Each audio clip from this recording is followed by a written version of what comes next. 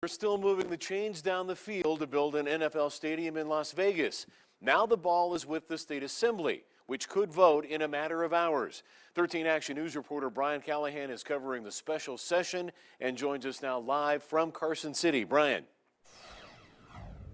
Yeah, Steve, I want to start with the Senate because just in the last 30 minutes, they passed that more cops tax unanimously. We just finished talking with Sheriff Lombardo. We're going to work to turn that around for you at 6, but that bill is now headed to the governor's desk. Meanwhile, the Assembly is still debating that stadium deal. While it may not happen tonight, one thing that is clear is stadium supporters want to vote tonight in the Assembly. They started debating the stadium deal around 10 this morning, and they're still asking questions of the major players. UNLV President Len Jessup spoke in favor of the project, as did leaders of the LVCVA. The early part of the discussion centered on the bonds that would be used for the $1.9 billion NFL stadium. Supporters say they're happy their fellow lawmakers are asking the tough questions, but those asking the toughest questions say they may be falling on deaf ears.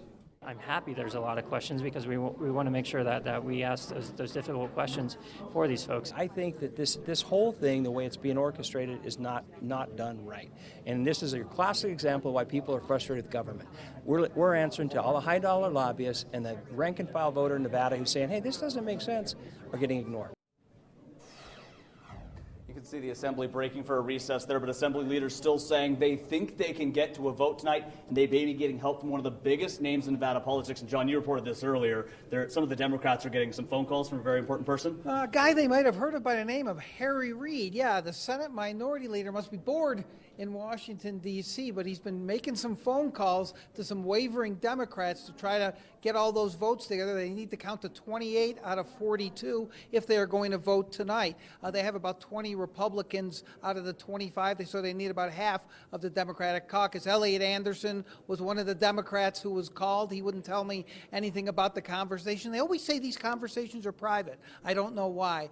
But the other issue that's been raised here is there's a hammer being hung over the Democrats' head, and that is the possibility of putting education savings accounts back into this legislative session. If that were to happen, the Republicans could easily pass what the Democrats hate the most, which is school choice. They could fund it, do it with a simple majority in both houses. They could even do that with the stadium to pass it out, enable the Clark County Commission with just majority votes to do it. Now, you can be sure that none of the stadium proponents want that to happen. They want this done by tonight, tomorrow at the latest, so they're going to try to get the 2/3 in the Assembly. And with labor, with gaming, with the chambers of commerce, with just about everybody, including now Harry Reid in Washington, it's a good bet they'll get it done. Back to you guys.